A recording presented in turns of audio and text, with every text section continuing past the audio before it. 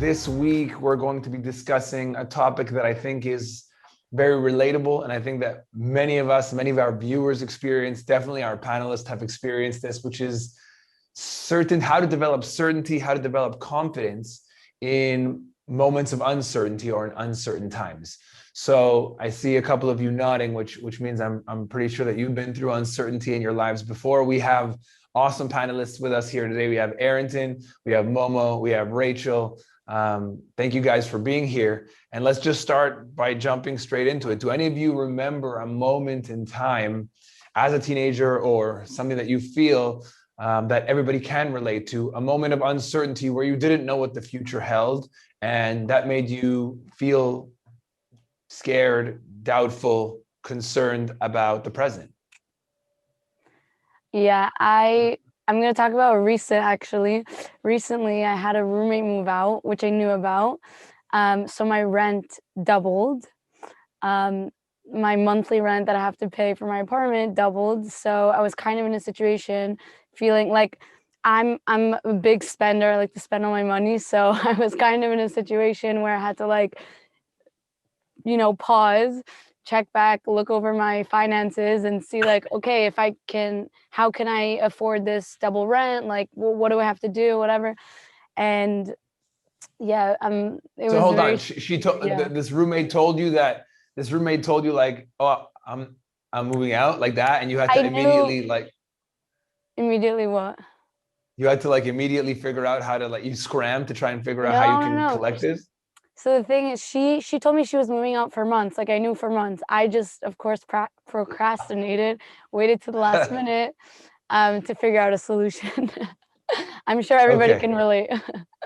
Okay. So you have your uncertainty is, how am I going to afford with double life. the expenses? Yeah, for sure. Okay. I think many of us can relate to that. Will there be the money that I need to be able to get what it is that I want to get, whether it's a roommate moving out, whether it's a random expense, whether it's not sure if your parents are going to give you the money that you need to go to this party or to go, to go out with friends. You're just uncertain about money. Okay, definitely we can relate to that. Momo, Arrington, any moments of uncertainty? I remember in my early teen years, I want to say 14, I went from being very social as a younger kid to closing off in a cocoon, in a shell. And I just remember thinking the whole time, oh my God, is this what my life's going to be like? I can't communicate with people properly. I can't express myself anymore. I can't be who I want to be just because I'm too afraid of what other people think. And I don't know if they'll accept me for who I am. I don't know if this is the kind of adult I'm going to need to be. I don't know if, this is going to lead me to a successful future. There was just so much unknown, uncertain, I just couldn't figure it out. And it gave me a lot of stress and anxiety as a 14, 15 maybe year old, because it carried on for a couple of years. And I just remember all the time constantly worrying about, oh my God, what am I going to do? How do I fix this? How do other people see me?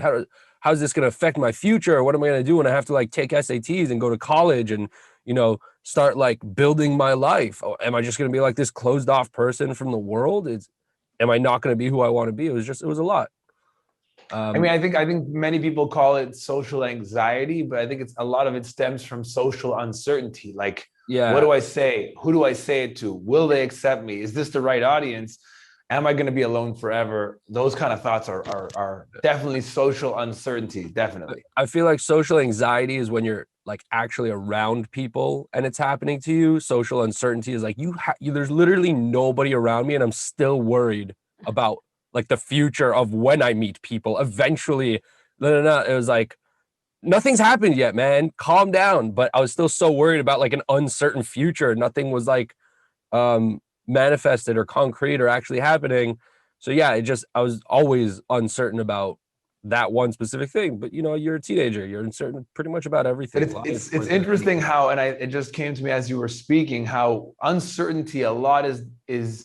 And we're going to speak about this in our second episode when we start to learn how to shine light on our uncertainty and bring certainty into the darkness.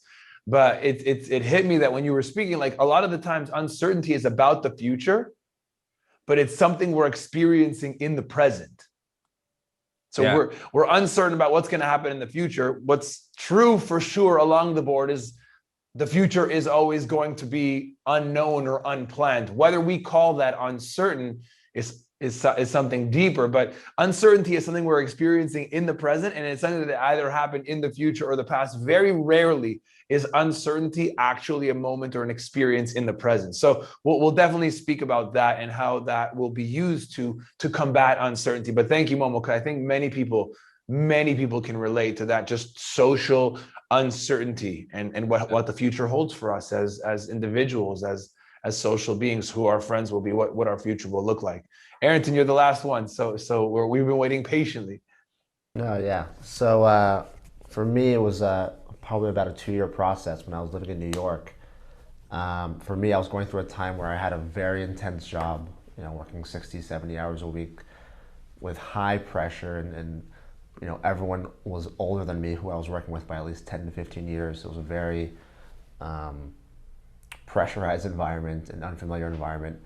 And the whole time it was kind of actually the opposite. I was so certain I needed to be there under this false belief system that I needed to be there to be successful, right? And it was a slow burn process of me realizing and actually gaining certainty that I don't need to be there in order to be successful. And I was so afraid of what happens if I leave, or what happens if I need to quit.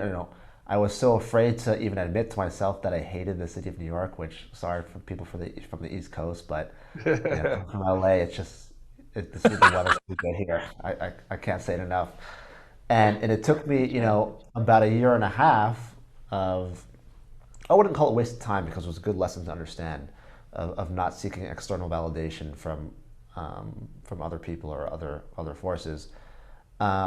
But so let me just understand something really quickly. When you first moved there and you were working with people that were 10 years older than you, you had a certainty that you had to be there. Of course, you realized later, unpack, that it was a false belief system that in order to be successful, you have to be there. But when you first got there, did the certainty of the fact that you needed to be there, did it combat the uncertainty of the fact that you were like literally with people that were 10, 20 years ahead of you, and you're like the youngest one there? Or did that cause uncertainty of how did they see you, etc.? That did cause some things, because they would outwardly admit or say things like, "Oh, these millennials, they don't know anything," or "These millennials with their dress code," or if you're not successful here, you're not a real entrepreneur. That was something that was said in the meeting.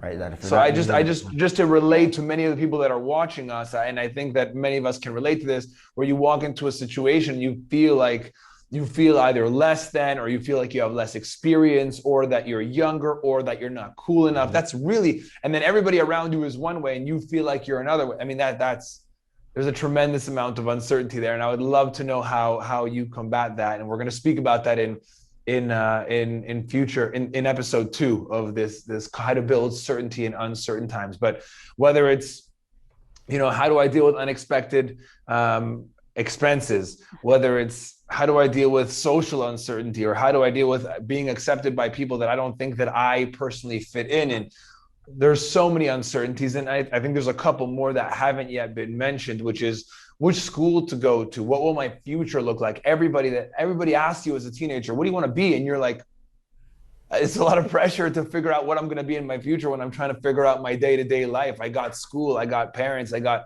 friends, and now you're asking me what I want to be in the future. So much uncertainty in the teenage environment, which is, I think it's so important for us to discuss this topic. So join us. We're not only gonna leave these stories on cliffhangers where Rachel has no expenses to pay, and Momo was literally socially anxious, and Arrington felt like he was smaller in a group of people that have been more experienced than them. So we're gonna answer some of these cliffhangers, and we're gonna talk about how to develop a deeper sense of certainty, and to know what's real and what's faced, to understand some of the narratives that are going on in our minds. So thank you, Arrington. Thank you, Momo. Thank you, Rachel, for your stories and for opening up. Join us, all of us, in episode 2, where we talk about how to develop confidence, how to develop certainty in amidst all this uncertainty or what seems to be darkness. So we'll see you in episode 2. Thank you guys for watching, and have a great day.